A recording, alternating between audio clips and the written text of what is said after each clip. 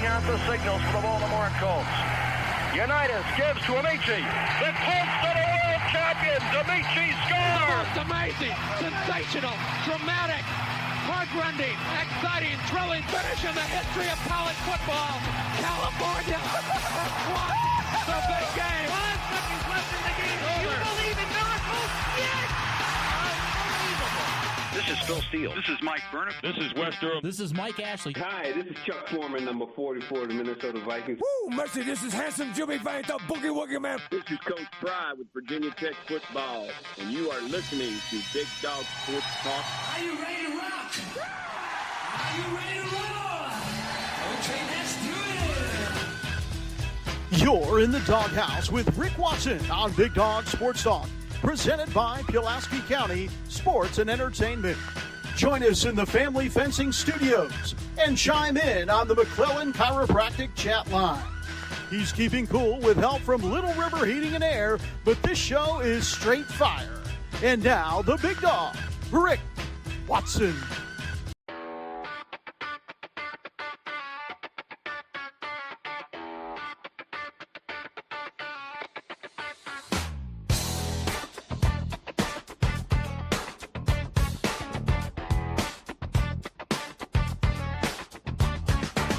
Rick Watson's got the mic, he's the big dog king. Cover sports so sharp, it's a New River thing. Virginia Tech fire, Radford pride too. Every stat, every play, he's bringing it to you. He's got that voice, deep as a valley, breaking it down, no dilly, no dally. Big dog sports talk, feel the bark, feel the bite. Rick's in the zone, every day, every night, from the Hokies to the Highlanders. He's got a spark, Big dog sports talk, lighten up the dark.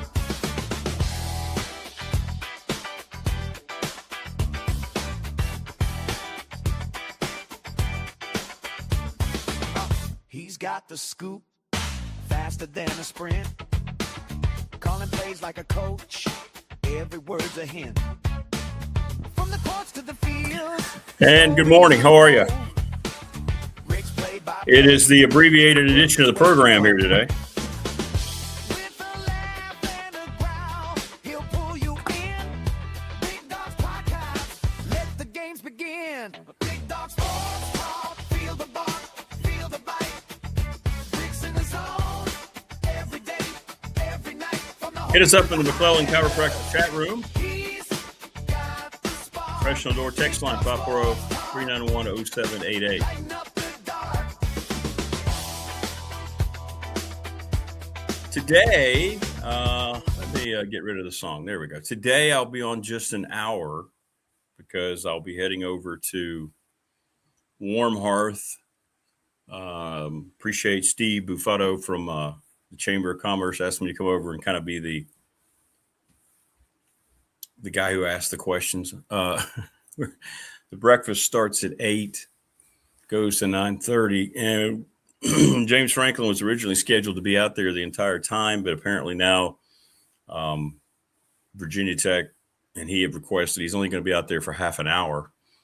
So we're not going to have a lot of time, but I think we're going to sit down from 8:30 to 9, ask 2 or 3 questions, and hang out with some of the business leaders in the community. So that'll be over at Warm Hearth. So that's why the show is shortened today. We're going to have David Smith, and we won't have a second and third hour. We won't have Andy. We won't have Dwight. So we will resume our normally scheduled programming tomorrow, but we'll be on for the first hour today as normal. And we would like to hear from you. What's up, T-Bird? What's up, Vic? Steven, how are you? What's up, Jason? Good morning.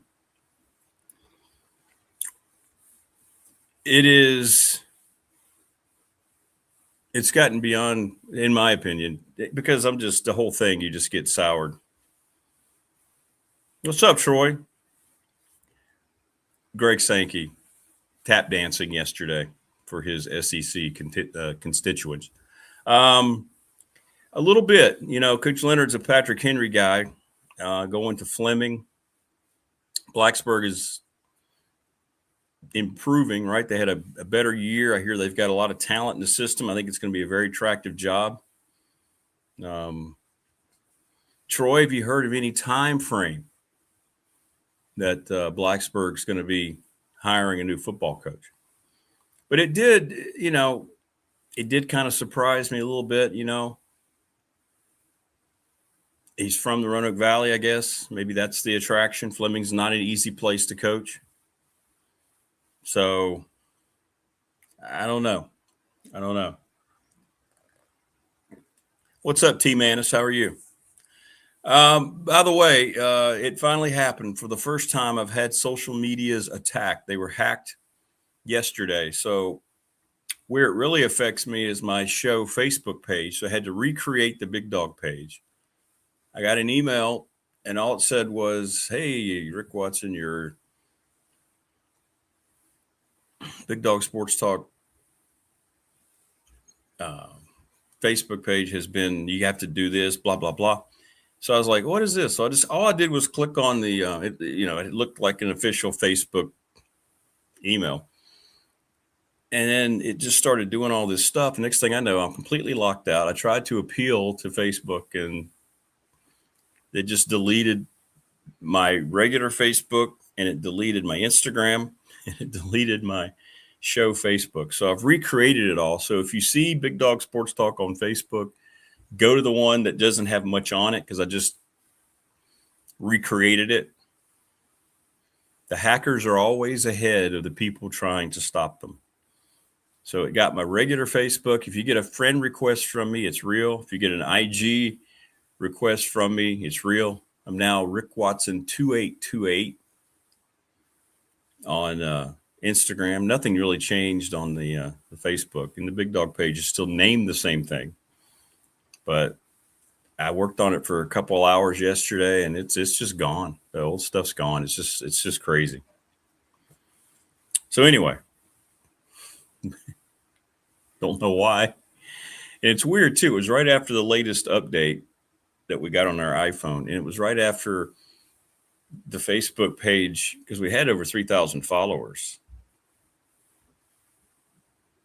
Right after the Facebook page became monetized, it happened. So it's just kind of strange. Okay, the job was posted about a week ago. I think they're going to have some good candidates. I would think that would be a very attractive job. I would think that would be a very, very attractive job. Right? I don't know what the enrollment is there, but I know it does well. You have a lot of students that are added from all over the place, from folks and families who moved to come work in Blacksburg at Tech.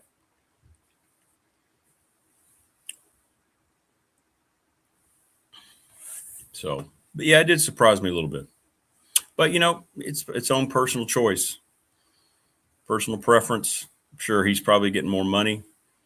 That always lends itself to the decisions that are made. Let's just say it the way it is. But in any event, so that happened with my socials. So just know that if you do get invites from me, that it's not fake. It is real. It is real. So yeah, I'll be over there today. A little disappointing. It's not going to go the length that we had planned, or they had planned. To find out it's going to be a half an hour. It's going to be. And I know Franklin is good at talking, elaborating. So we'll see. I'll give you my report tomorrow. So yeah, the sky should clear today. I saw that. That's great. Yep.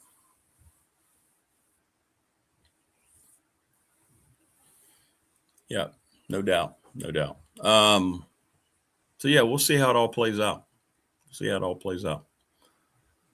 Hey, congrats, Jason. Although, Pepsi's a fine establishment. What are you going to be doing over at Tech? Trademark the Big Dog. I know. I got to get on it, especially now after my socials got hacked. Family Fencing, sponsor of our studios, 540-200-8294. Get a quote, familyfencingnrv.com. Mark Hunley and McClellan Chiropractic, 155 Walters Drive. Go see Marco today and feel better. You will feel better. We're presented each and every day by Pulaski County Sports and Entertainment, our title sponsor. Little River Heating and Airs, 1095 Radford Street in Christiansburg, 540-553-2971. The attorney, Ryan Pry, our BDST fan question of the week, trust and estate planning. And we got ourselves a neck-and-neck battle. The best way to prepare steak is coming down to medium and medium rare. National Bank, member FDIC, the exclusive banking partner, BDST here on YouTube. You can send me an update here on the BDST text line, 391-0788. That's the best way to send me your vote. Professional Door, speaking of that text line, sponsor of our text line, residential commercial garage doors, owned and operated for 38 years, Travis Williams. ReadySetFund.com, Bob Christ, CRIST11 at Gmail. Speaking of great Blacksburg High School football coaches, his brother Dave Christ. Series of text messages so you can raise money quickly and easily. Sundown Electric, one of the best reputations of any business in our region. They're down in Elliston, the Smith brothers. They've expanded their father's business. Great communication. They keep the pricing as low as possible. Very honest folks, so go see them. NRV Super Bowl, 540-382-5525, Midnight Madness.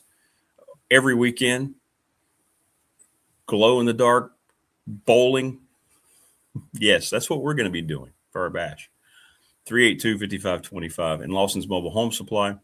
James Lawson's been doing it since 1997. 300 North Franklin Street in Christiansburg. Give James a call, 540-381-8011. We have great sponsors here on the program. We'll be at the Powerhouse. All right, there we go. From the Franklin and Watson first meeting at Warm Hearth today, it looks like it will be a Montgomery County Chamber of Commerce Day. Yeah, live for the first hour. We'll have David Smith, and that'll be it. That will be it. And we'll see how it goes. I know Franklin was in Richmond last night with Burnett, and I know they probably got back late. Maybe that's why they reduced the time. But I had this list of 12 questions prepared, and I'll probably get to ask maybe 3 of them now. So, but there you go. But I'll get to meet a lot of the great business people in the area. So that'll be nice. There we go. Thank you. Votes are coming in already. We've had 2 votes already for medium rare. Medium rare and medium are winning our BDST Ryan Pry fan question of the week, which is kind of taking on a life of its own. It's kind of cool.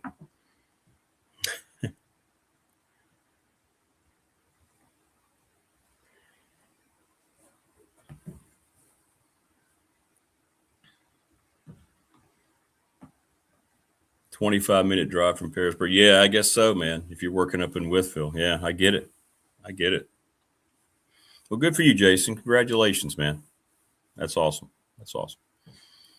Glad to hear it. Yeah, I got a lot of messages on the this sports bill. It's not going to see the light of day. You appreciate, who was it? Cruz and Cantwell, I think, were the 2 senators. It makes sense. It makes too much sense, so it's not going to see the light of day. Plus, there's some wording in there that restricts conference changes and things like that. This is the second time that politicians have proposed something. The first one, actually by the president, pretty much went away. This one will go away. It's not going to be implemented. Morris says, in the 90s before the merger, I was the president of the Blacksburg Chamber as well. Oh, very cool. Wish you were here today. as the NRV Economic Alliance. Maybe I could get a bowl of soup for that. Yeah, man. Tell you what, if you just, catch a supersonic jet, maybe you can be up here this morning by the time we're done. That'd be great. That'd be great. No update on Prometheus. I hope he and his wife are doing well. So Prometheus, can't wait to get you back, and I hope everything went okay with the surgery. Thank you, Morris, for reaching out to him yesterday. Not the same in chat without him. We'll just say that. Where else are we here? Yeah, I've never cared any less about anything than Travis Kelce joining the Guardians ownership group. Oh, there you go, T-Bird. See? Yep, you got your little friend now. Big Dog Pop's going to debut in June. That'll be fun. That'll be an evening show. It'll be live. We'll go in the evening and just have a good time. And it'll be just that. We'll talk about everything. I mean, sports isn't off limits, but we'll talk about everything under the sun. And you will be involved. We're going to put you on the screen. It's going to be great. Creed is out and about chasing things. I just saw him dashing from the driveway to the yard. We started the free trade zone and set up the Dublin airport as an international airport to get parts from Canada for Volvo trucks. Wow, Morris has got so much history, man. That's cool. Very, very cool. All right, let me send David his invite here. So Andy Bitter's in Vegas next week, too. So we won't have Andy for a couple of weeks since I can't have him on today. Yep.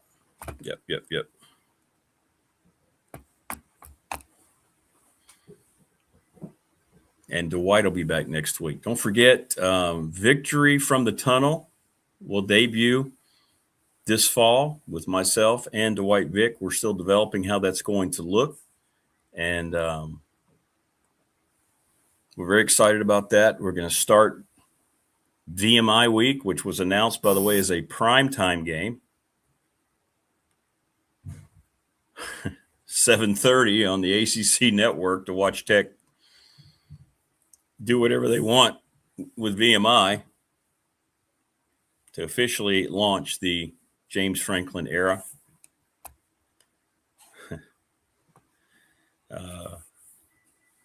That should have been JMU, but that's okay. That's okay. And they did announce some other game times too yesterday. I can't call the kitty Adrian. Just doesn't roll off the tongue. That's true. And then you'd have to yell it. You have to go, Adrian! Adrian!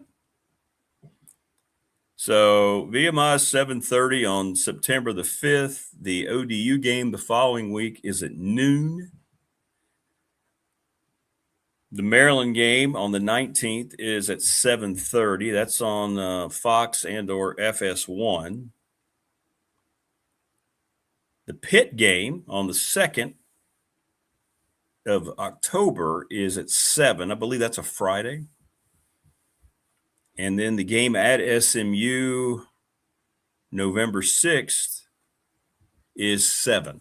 So there you go. They've announced 5 of the times for the Tech games coming up. And I guess for home folks, the first 2 are the ones that really, because of the first 2 games, 7:30 for the 5th against VMI, and then noon against Old Dominion on the 12th. Yep.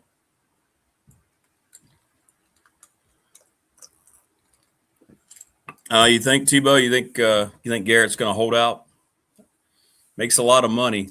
At the end of the day, if the money's going to be attacked, he will cave. They all cave. The thing about it, too, the Browns don't have a quarterback, but they had a good draft. I'm not sure. You know what it just stems from, Tebow? They didn't hire the coach the players wanted. Myles Garrett.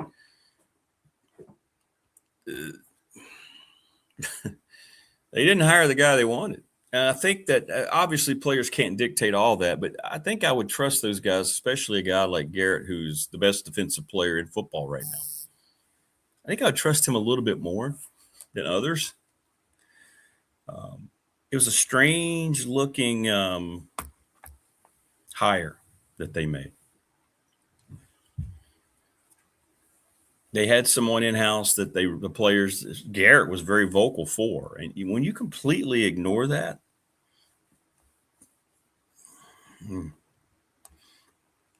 it's just a dysfunctional organization. The Browns are just a completely dysfunctional organization in every way, shape, and form.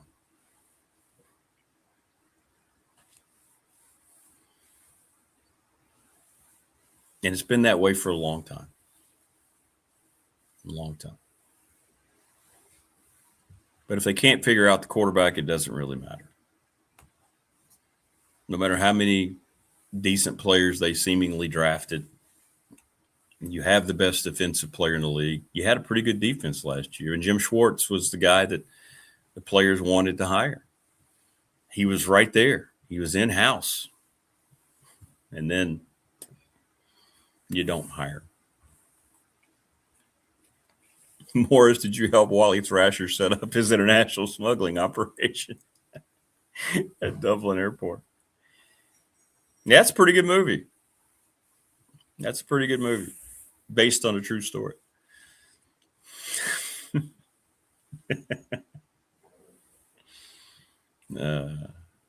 Pretty good movie. Very disappointed so far with season 2 of Landman. It's terrible so far. I've watched the first 3 episodes. We can't have good things, can we? Yeah, that could be true. Yeah.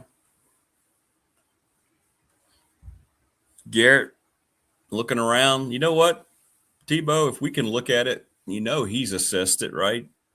He knows what's going on inside that building. He's probably looking around going,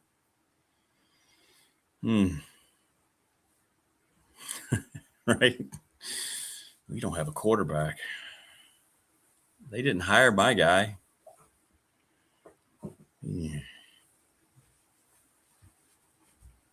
Yeah, isn't that Air America? Isn't that who Wally Thrasher was? Is that what it's called? Air America? T-Bird? What was that movie with Tom Cruise? Wasn't that based on him? I thought that was the reference. Maybe I'm off. Thoughts on the Savannah Bananas? Tired and played out. It's funny you say that, Vic. We were talking about that yesterday at work. I think that's something that's going to flame out fairly quickly.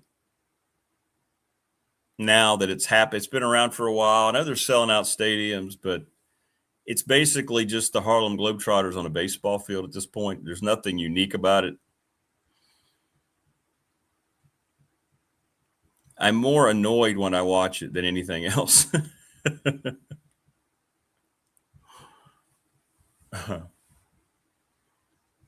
But, if they're still selling tickets, they'll keep doing it. Well, they won't stop doing it until the ticket sales subside. And a lot of people are going to say that it's more entertaining than baseball right now, Major League Baseball. And they may not be wrong. They may not be wrong. It's crazy that in this country, America's pastime has just kind of fallen into like the NHL regular season or the NBA regular season, right? Just games are played. Very little national attention to the sport. Ratings are not good. That's why ESPN pulled out of the, most of their contract. On the weekends, you could always find a game of the week. But baseball, it's interesting how it's just fallen into the backdrop.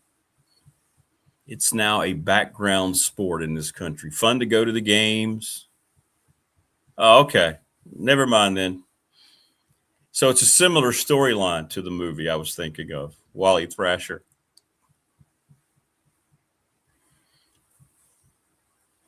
I thought you were making a whimsical ode to that movie. Anyway, it's a good movie with Tom Cruise. You should check it out. I can't remember the name of it. He was smuggling drugs for all the cartels and small airports and creating runways and things like that. So Dublin would have been perfect for him. So that's Wally Thrasher had the right idea, I guess.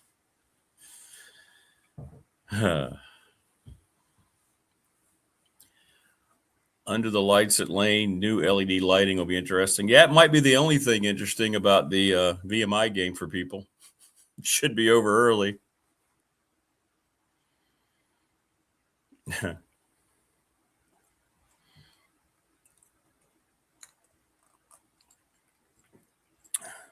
Should be over early.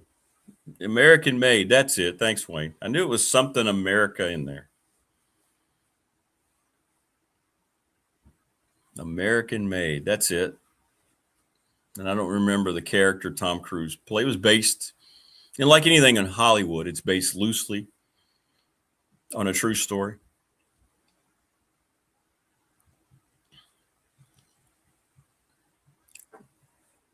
Maybe that's the whole. Maybe that was going on. If it happened in the Dublin airport with a guy named Wally Thrasher, it can happen everywhere. Good morning, Brian. How are you? You retired guy. We're on for an hour today. Keep in mind, we will be heading out a little after 7 so I can get over to the Warm Hearth Village for our moderation of questions with James Franklin. Barry Seal, that's it. Thank you. Barry Seal, former pilot.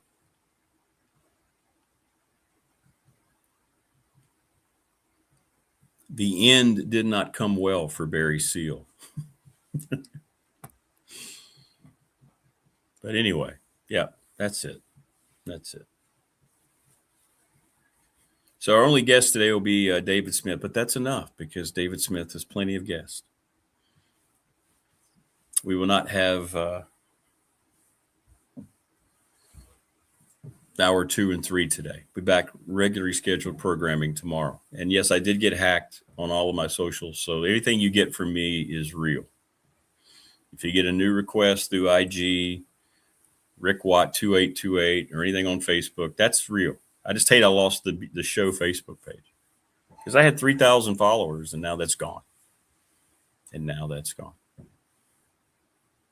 Joining us now on the program is that gentleman. He is our NFL correspondent, the Radford Hall of Famer, Mr. David Smith. Good morning, DS. How are you, brother?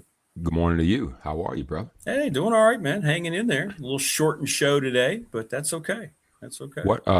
You lost your page? I heard you just say. Yeah, man. It was like yesterday. You know, it was shortly after the update on the phone, and I got this email. Look, you know, I didn't even click on a link. It's just the email came up from Facebook. Hey, your page, Big Dog Sports Talk, needs to be, you know, I don't know what it was. So I just clicked on the email. Next thing I know, it starts doing all this stuff, and then I'm locked. It's shut down. And then I try to reach out to Facebook, and it got compromised. So we just got rid of it. It was so much stuff that was on there, so it completely disappeared forever. With my other Facebook and with Instagram. So if you get a friend invite, it's real. That's me trying to find people again. Oh, so all that lineage that you had is gone. All the links, all the history and everything. Yeah, it's gone. All the pictures. I know about Facebook. Yeah, I know, man. Yep. First time I've ever been hacked like that. So it was definitely a hack. Yeah, it was definitely a hack because it doesn't make sense that everything is just gone and but Facebook wouldn't do that. No, they're not interested in that. No, it's not good for them. Because the Facebook page was being monetized. It was shortly after that too. That was interesting. Mm-hmm. So I don't know if somebody figured that out. I don't know, but it's just bad people doing bad things out there. It is all the time. Bad people, and that's why we're here. We're the good guys. That's right. We try to the white bring hat the has good rolled things. In. That's there right. That's right. Here we go. That's right. Well, we got some NFL stuff to talk about. I know that, first of all, we were going to talk about a little bit. The players are getting more and more vocal about grass over turf. And I think what we're going to see with the World Cup coming over here and the demands from the international soccer federations to have them play on grass has gotten the attention of the right people finally. And the hypocrisy of Roger Goodell and the owners to keep putting our players, our football players, on this horrible surface, maybe that's finally going to come to a head. What do you think? I think you're right. And they don't even have a leg to stand on to be able to say that they can't do it when they've been doing it. And so the NFL, as much as I root for it and love it and have since I was a kid, probably more than any other sport, even though I didn't play it until I played it longer after high school, didn't play it all after high school. It is clear that they're so dollar driven on everything to the point where they are now getting to the point where it's almost absurd. I mean, even you start to think about the Brian Flores lawsuit that's going on, his discrimination lawsuit that's going on. Those boys, those owners in the NFL are, in my opinion, collectively in a time warp. They're just the good old boys group that wants things their way, and they aren't interested in what anybody else says because they're all billionaires. And so even to the point where, for their own players' safety, although the average tenure of a player is only about 3 years and a half, they just feel as though you can cycle them in and cycle them out, and there'll always be another group coming in. And so I think that part of it can lend itself to people feeling like you don't care about the players, because there is study after study that will show that turf causes way more injuries. Players talk about how bad they feel after they play on it. And by the way, Rick, this is in an era where turf's gotten better. I mean, you think back to the old Veterans Stadium in Philadelphia, where it was seams in the rugs, seams on an NFL field, just like some inadequate old club that you would go to back in the 80s that just had some indoor-outdoor carpet thrown down. It literally was on concrete to where it is now. And while you can say turf is better, it's never going to be grass. Never going to be grass. You think about, listen, all of us that played in high school, we remember the really good high school football fields that we thought were great, and all of them had great, soft, cushiony grass that you thought to yourself, boy, if I could play on this all the time, because I know the field that I practiced on in high school was horrific. There were stones on it. We just, you just get through it. And I remember going to Bassett when I was in high school and played at Bassett. I remember we walked on the field. We didn't win that regional game. I'm still mad about that. But I remember us warming up on the field, and we all thought to ourselves, oh, this is going to work well for us today. You just felt that way. I can only imagine what the NFL guys are going through. And so I think Arizona is also, that Cardinal Stadium has also been a blueprint for what can be done, the way they can just import the grass in. They've got ways now to do it. So long story short, Rick, I'm echoing what you're saying, is that NFL's got it because it's going to cost them money. They don't want to spend a dime beyond what they want to spend it on. I know. I think the NFL Players Association is going to start, if you're going to try to do 18 games, which they're beating the drum about not wanting to do, and you want us to play on these surfaces, something's going to give here. We're going to have to expand rosters, and I think it's time for them to stand up and say, expand the rosters. And also, we need to have grass everywhere we can have grass. We understand indoor facilities for practice. We're not interested in that because you're not going hard on those all the time anyway. It's just usually walkthroughs during the cold weather or every so often being on it. That's fine. Right. But playing games on it and a heavy dose of that can't be great for you. And I think the World Cup of all things is going to shine a light on the fact that we know it can be done, so let's go ahead and get at it. I'll be interested to see how it plays out. No question. Agreed. 100%. And, in Denver, for instance, every year, because, it gets out in Denver, midway through the season, they replace the field every year. The Waltons, just know they got to. They listen to the players. And guess how long it takes? 2 days. So they can't even say that this is one of those things where, boy, the time consumption. No, they get the old turf up right after the game, the last game, and then it's done in like 2 days. So if they can do it that quickly, and they don't talk about the cost, the league is just, like you said, they're just so hypocritical about money. Well, I'm always reminded of the Steelers. I always love watching games at the beginning of the season. Everyone's grass is immaculate. It's September. It's hot. Everything's just so new and shiny. And of course, the Pitt Panthers and the Steelers share the same stadium, the old Heinz Field, whatever it is now, Accenture, I think. And then what you do is you see around December, all the wear and tear. You can see the different color turf in the middle. They would have resided it. But Pittsburgh has made it clear they are not going back to turf. And Baltimore years ago had turf. They pulled it up, got rid of it. Now, you're talking about the Jets and you talk about New England in the Northeast. They've stuck with that turf. That MetLife Stadium, people talk about the worst turf in the league right now. Malik Neighbors blew his knee out on it last year. People tearing Achilles on it. Not to mention the when you fall on it and being compressed on it with 300-pounders, it's a lot to take. And so, for me, and I aesthetically like turf. I'd be interested to know in high schools, though, if they feel the same way. It's not quite the same torque, the wherewithal the schools have to have in terms of trying to do major events and all those things. I feel a little differently about it in high schools, and maybe I shouldn't, but I don't have enough of a study to know how it impacts young people.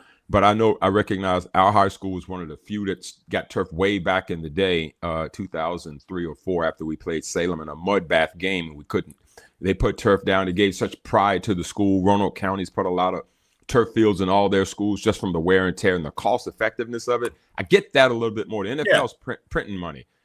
There's no excuse for that. The one caveat I would give, though, is Northeast cities and how it could impact football games. But Green Bay's what's more north than Green Bay, and they've been able to do grass forever. So and Chicago as well. So it's kind of hypocritical to say that it can't be done when those places can implement it, put heaters under the field, and keep it moving.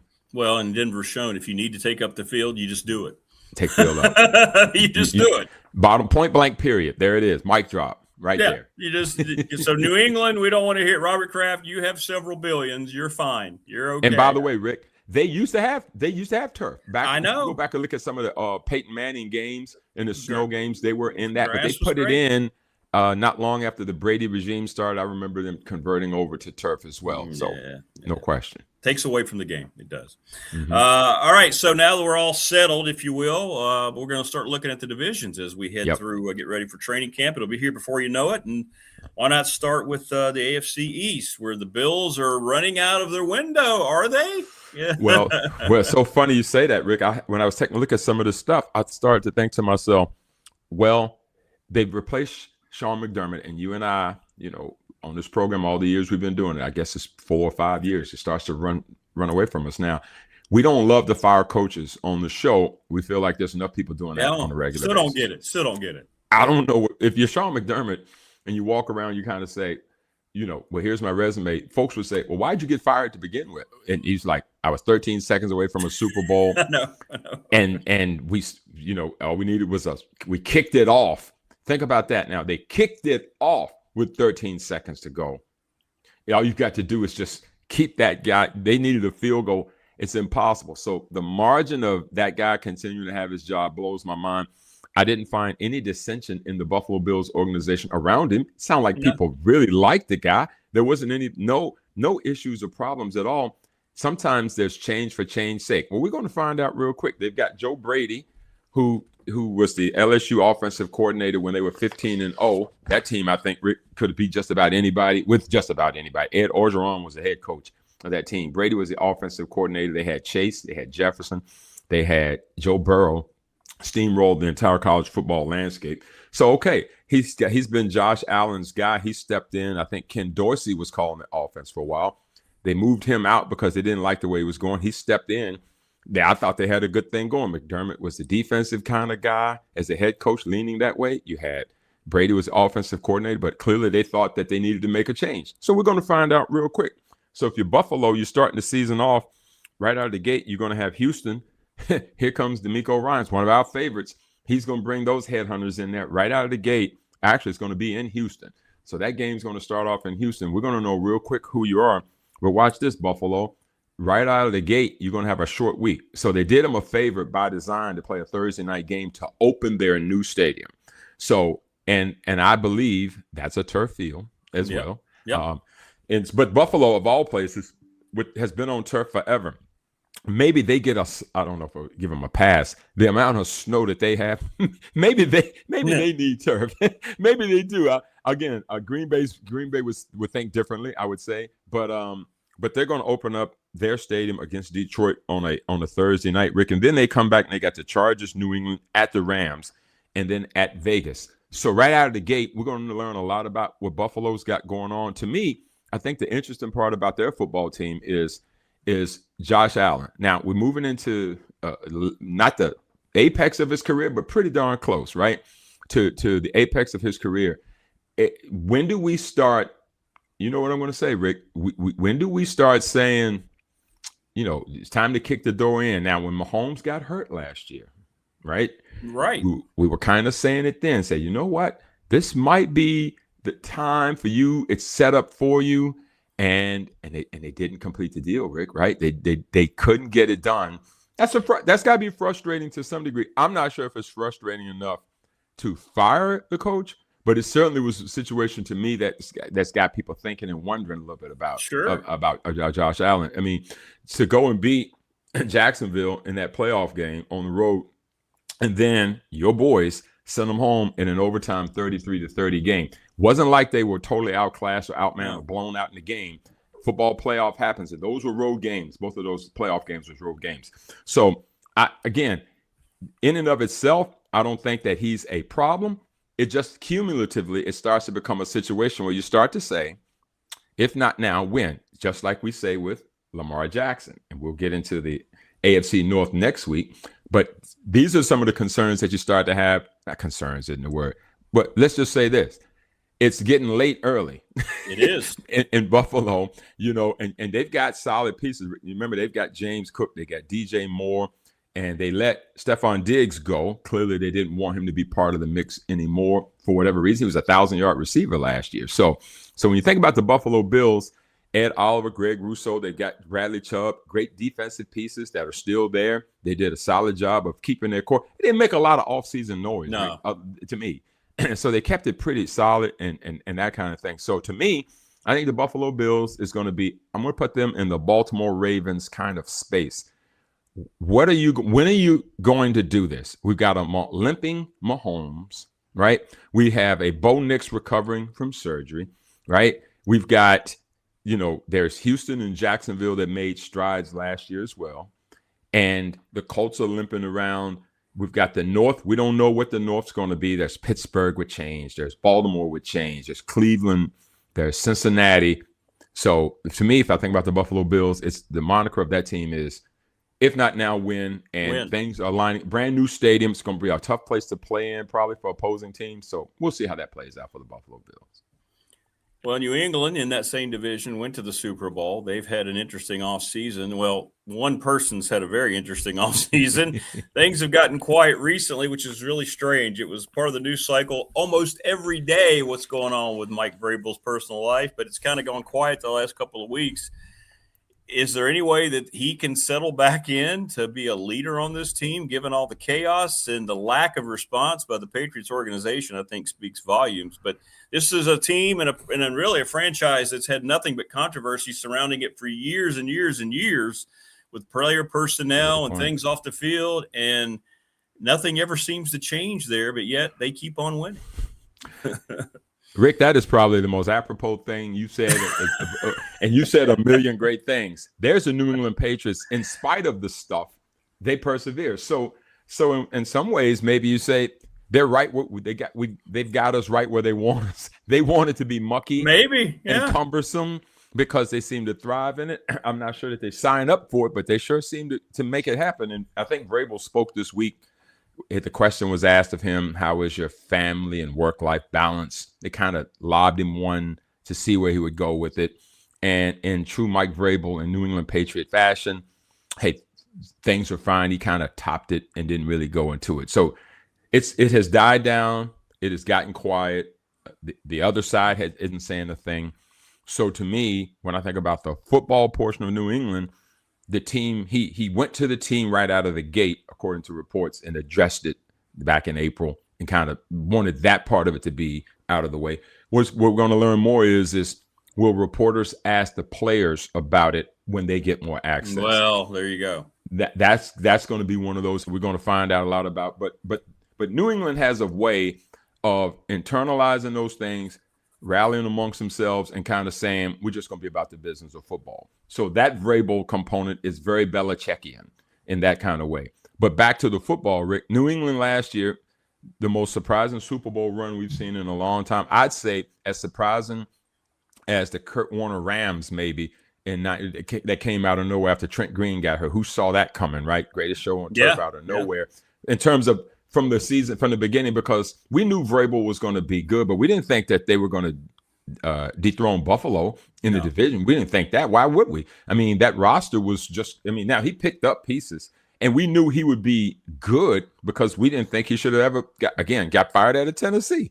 We didn't think that should have ever happened. But New England, what was their big moniker that they had to defeat last year? The softest schedule, weakest schedule that you've ever seen. They did. Yep. No one cares when you go and stack up the champions in the NFL. No one cares how soft their schedule was. No one does. My undefeated Dolphins were stuck on that forever too, and they were like, well, Miami had the second weakest schedule that's ever existed, that kind of thing. They're all NFL teams. They're all NFL players. If everybody plays a soft schedule, then why doesn't every year the team that plays the soft schedule always win the championship? Because the NFL is hard as crap. That's what it is. And so I would not, and I remind people all the time, do not apologize for getting to a Super Bowl. That NFL is a slugfest, regardless of what you think. Turf this, these kind of theories and all that, when you still got to line up and hit people. You still got to survive that gauntlet.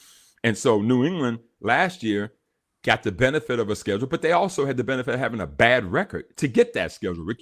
That's right. If you have a good record, you don't get the benefit of having a bad one. And so then that theory would hold true. Then every bad team should be better that great the next year, but it doesn't happen that way. So having said that, though, this year the schedule won't be light, Rick, because they're going to get the NFC North. They're going to open at Seattle on a Wednesday.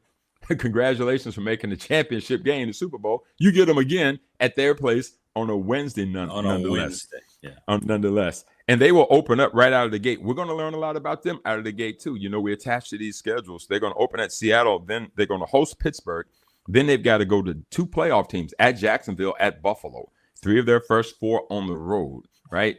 And then, of course, they get Vegas sprinkled in. Then they got the Jets. The back end of the schedule, which I always find very intriguing, what are your last 3 games looking like, and where are they? Weather plays a lot of a factor then. And you're trying to vie for position. They're going to end the season at the Jets. They're going to also end at home against your Broncos, right? And then they're home against Miami. So good old Miami always gets a cold weather game in December. God bless us. That's the luxury of playing in the AFC East. We're going to get the Jets, New England, or Buffalo. One of those 3 we're going to get in December every year. And sometimes we avoid it, and then sometimes we get -4 degrees in Kansas City, like we had with Tua that year, where you couldn't even understand how cold it was. So Rick, think about New England. The pieces are back. Drake May's back. Fantastic season. Ramondre Stevenson, Travion Henderson, the 2-headed running back position. Henderson had 900 yards last year. Hopewell, Virginia's on.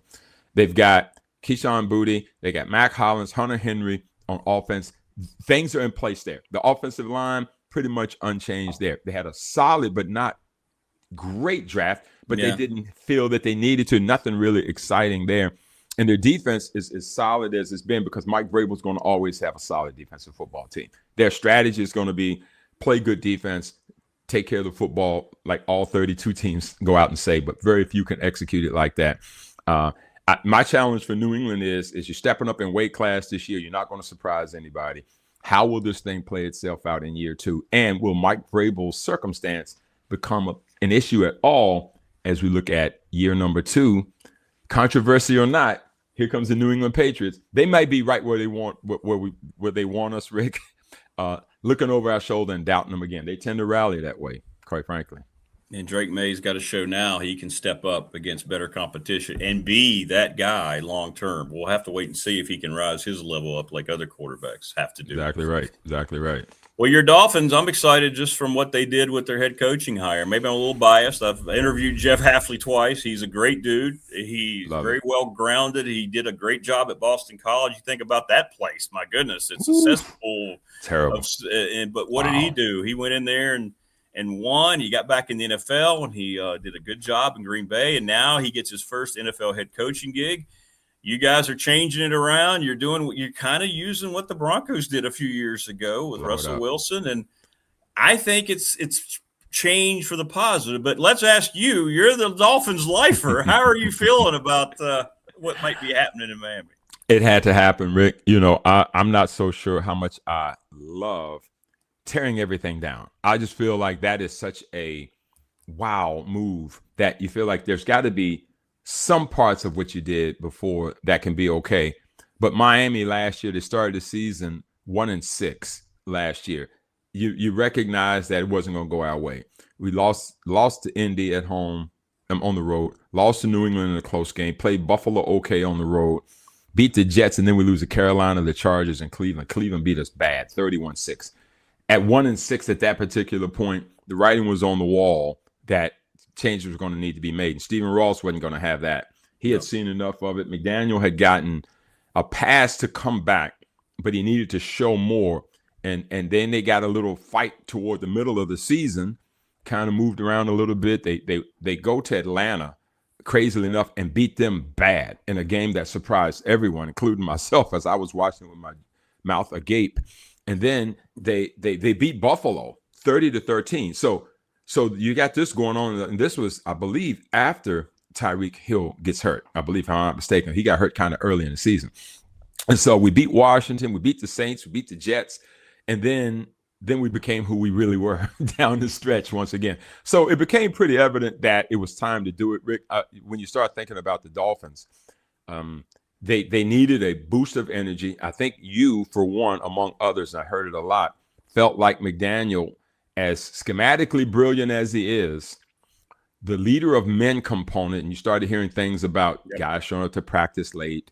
And for those that don't play football or that don't play sports, and you wonder things like, why is it so important to be on time? Why is it so militaristic? Because football demands so much discipline in everything that you do. Everything. You've got to be in the right place, understand what's going on schematically while being incredibly fatigued. You have to be pushed to the point that everything has to be just so. It really represents, even more so than basketball. I was asked this, my daughter and my son-in-law was asking the question the other day about why is football players at the beginning of every game so much more animated and excited than, say, basketball. And my son-in-law went on to say, I think football players are the most hyped. It requires so much of you that the discipline is necessary to kind of keep you in the rails, because without it, you could, Rick, you could literally go bonkers in some ways. So it requires you to be able to push that envelope in that way. And I think Miami probably struggled in that. And so what's the best way to kind of reboot, Rick? It's get a good quarterback in here that ended the season right, that folks can feel good about. Getting Malik Willis in. They did keep A-Chain, who I love. Devin A-Chain, they keep. Malik Washington, the receiver, he came out of UVA. He is solid as well. A lot of other pieces that are names that we don't know as well. And I kind of don't mind that, Rick. No divas, no expectations. Hafley's going to go in. He's going to bring in a team that's, and I've seen clips of him already. Of course, you see this all the time with teams. He's going to have them ready to go play football. No nonsense kind of way. Let's build it from the ground up, and let's prove people wrong. So Miami's having that as a theme. They're going to start out of the gate with 2 games on the road at Vegas and at the Niners. That's fine by me. Let's go see. Listen, if you go 0-2 at home, now you really feel like, whoa. If you go on the road, you can get a split out of that, maybe surprise the Niners. You come back home after 2 games. You've got the Chiefs. And then you go to the Vikings. So 3 out of the first 4 on the road. And then you've got Cincinnati. And then you got a bye week. So let's get out of that 5-game bye week with a 3-2 record. But let's show improvement. I think those are the wins for Miami this year, Rick. I feel really bullish about the Dolphins. Unfortunately, we got to end the season at New England in a flex game. But let's go up there and see. I think Hafley's not going to have that moniker of a soft, warm weather team. He's from Boston College. I think he's in the Packers. I think they're gonna squash that. Green Bay South is our new moniker. Let's go get them. Yeah. Well, that leaves one more team who, Super Bowl III was almost 60 years ago. Wow. Yes, sir. The New York Jets, Jets. Willie. The NFL has wanted the Jets to be significant for a long time, and they haven't been. I don't expect it to change much this year, given their quarterback they've rented. But a good draft, universally. People said they did a great job in the draft. You have to build. You have to start. Now they're going to have to really focus on next year's draft when it's going to be quarterback heavy to get the guy they want. But will they be better, so much improved, David, to where maybe they're going to take themselves out of a draft position to get that quarterback? What do you think? Well, again, Rick, you heard me talk about, you think about that division. You think about getting Malik Willis in gives Miami hope and inspiration, right?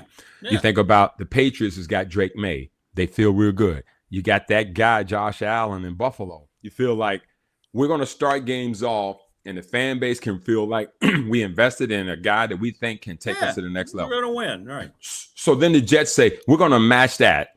We're going to go get, Geno Smith. And please understand, Geno Smith, I'm a Geno Smith guy, fan in a lot of ways. He's not my first, second, or 15th choice, but I don't wish him any ill will.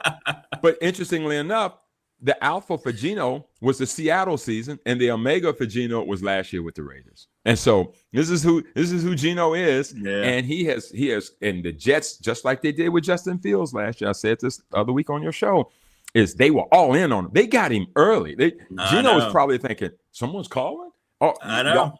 Me? Yeah, somebody. Me? Yeah. Honey, pack it up. Call my agent. Is this a joke? Yeah. This is the Jets again. It's like a boomerang effect. Didn't I start there? Wasn't there a fight there? So Geno 2.0 to the Jets, Rick. To me, everything's going to lean on that. Everything's going to lean on that. And Aaron Glenn, God bless him, he goes in on these quarterbacks that he thinks going to do it for him. I mean, they got Breece Hall. They got Garrett Wilson, Omar Cooper. There's receivers there. Breece Hall, the great running back. But they did have a great draft. But they had to have a great draft. They had early picks. A great draft typically means you needed picks. And so they've got David Bailey. They went in on him with the number 2 pick. Some people thought it was going to be the Ohio State edge rusher. But they went with David Bailey, and no one really disputed that to say, you know what, if this is who you feel it should be, let's go and get him. So they didn't screw that part of it up. Rick, they were 3-14 last year. Everything on their schedule is going to look difficult this year. Aaron Glenn, this is year 2 of it. Listen, get an interception, please. Don't go another season without an interception. Still one of the craziest statistics I've ever heard in my life, that the amount of passes that are thrown in an NFL football season and you don't get one of them is incredible. You almost have to try not to. So listen, the Jets, to me, I think they're going to show improvement, Rick. I've got them still finishing 4th in the division. I've got Miami finishing 3rd. I'm going to throw a little curve in it this year. I got the Patriots at 2nd. I think Buffalo's going to win the division this year. I got the Bills that's going to finish the division at the top this year. I think they got something to prove. I think their new stadium is going to provide a crazy home field advantage. Not that they need it. I mean, Rich Stadium's been loud for 50 years back in the electric company days with Joe DeLamalure and Reggie McKenzie, O.J. Simpson, Joe Ferguson, all those guys. So to me, I think that the Jets will be 4th. I got Miami in 3rd. Followed by the Patriots in 2nd. I think the Bills will win the division as we put a bow on the AFC East, brother. Yeah, that's a great breakdown. I agree. I think it's time to prove it if you're Josh Allen one more time. We'll see. I know quarterbacks get way too much praise, and I know they get way too much criticism. It all kind of falls on them. But when you're also making more money at that position than any other position in professional sports, it comes with the territory, right? And I think he knows that better than everybody. I see a lot of Bills fans concerned. He married – I can't remember the actress's name, and he's been all about showing up in fashion things with her, and people are like, uh-oh, here we go. We've lost our guy now, but he's living his life. He's married. So I don't know. The scrutiny they won't give him too much more, though. I think Bills fans will go, all right, you know what? Well, if they fail this year, they're going to start looking at him like they did McDermott. The pass he will get is this. If he does his thing on the offensive end of the field, if he's putting up 300 yards, he's getting first down. Right. And again, I go back to the 13-second game against the Chiefs. That's not Josh Allen's fault. No, it's not his fault at all. Now, if he's throwing picks like he did the season before, I think it was a Buffalo game where he had an inadvertent pick in the Baltimore game, I think is one of them. inadvertent pick. They just can't do those kinds of things wear on him. But the Buffalo Bills without Josh Allen would be the New York Jets is what they would be. So let's just calm down, folks. He's a pretty darn good quarterback. Everybody would take him over theirs in the whole league. So I think he's going to get some bandwidth. But at the end of the day, quarterbacks are rated on one thing. You got to get a ring. And so Buffalo's time, again, it's getting shorter. I mean, it's not going to be desperate in the next hour, but certainly time for them to get close to it with the Mahomes limping around. Maybe this is the year. Yeah, maybe it's the year. Well, great stuff as always, brother. I hope you and everybody is doing well. Next week, we'll look at the AFC North, and we're going to talk about a very similar situation, as you mentioned, in Baltimore with their franchise quarterback and a coaching change as well. So there you go. The North is very going to be parallel. Very parallel with a lot of new coaches there that hadn't been in a while. Pittsburgh and Baltimore hadn't had coaches that weren't Tomlin and Harbaugh in quite a while. So we'll unpack that next week, brother. Wow, 3 out of the 4 teams in the North have new coaches. How about that? It's crazy. That's crazy. That's a lot. That's a lot in one division. That is a lot. Yes, sir. All right, brother. Have a great weekend, man. I'll tell James Franklin you said hello. Yeah, tell you. Are you getting ready to get with James Franklin? Yeah, that's where we're going. That's where I'm going now. That's why today is only an hour. No, that's all right. Yeah, we're going over the Montgomery County Chamber of Commerce asked me to come be the moderator for his Q&A. So I'll be over there at 8:00, and he's going to show up about 8:30, and we're going to knock out a little Q&A. That'd be great, man. That's awesome stuff, man. Well deserved, brother. They picked the right guy. Picked the right guy. Well, make sure you tell him all the stuff you said about him. Yeah, I will. I will say we were the ones that predicted he'd be in Blacksburg before everybody else, though. You did have that. You did have that. Yeah. Well, have a great time, man. Tell my guy I said hello. I will, brother. Have a good weekend, man. You too, man. Take care. All right, take care. There you go. David Smith, the great David Smith. Good stuff. Great stuff. Yeah, David's NFL breakdowns are the best. Yeah, you're not going to get that anywhere else. What you just heard, you're not going to get that anywhere else. Watch the bozos on TV and tell me that they're any better than David Smith. I already know the answer. The answer is no.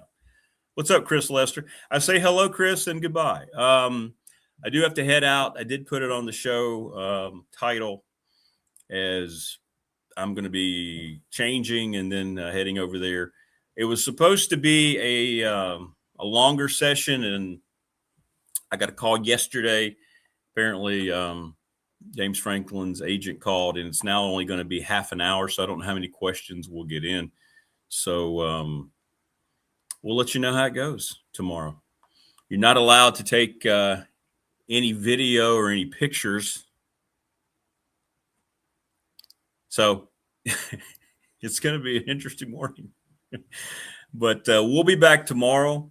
Regularly scheduled programming. Will Stewart, Mike Ashley, and Jen, the Gamecock girl. All right. Keep in mind that if you do get social media invites on Facebook or Instagram, that they're real. Since I got hacked and all my other stuff got completely disabled permanently. So go find the new Big Dog Sports Talk Facebook page. I hate that. I had over 3,000 followers, and now it's got to start from scratch again. But in any event, be careful. Be careful protecting your socials out there, everybody. Somebody said, it's a good thing. Maybe finally now that the show's doing so well that you became something that people felt like would be worthy of hacking. It didn't make me feel a lot better. But thanks to all of our sponsors again. Thanks to Lawson's Mobile Home Supply, the NRV Super Bowl, Sundown Electric. Thanks to the Ready Set Fund and Bob Christ, Travis Williams, Professional Door Incorporated, Lara Ramsey, National Bank, member FDIC, the attorney Ryan Pry in Radford. It's going to be a tight one. Steak. It's going to come down to medium rare and medium. Should have asked David. Little River Heating and Air, 1095 Radford Street. We're presented by Pulaski County Sports and Entertainment. McClellan Chiropractic, sponsor of our chat room, and Family Fencing.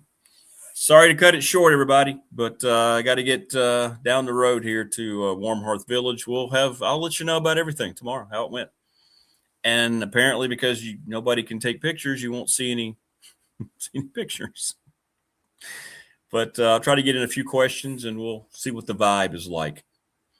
over at Warm Hearth. But everybody take care. Thanks for watching. And tomorrow we'll be back regularly scheduled programming. And we will see you on Friday, the finally Friday edition, finishing up the week.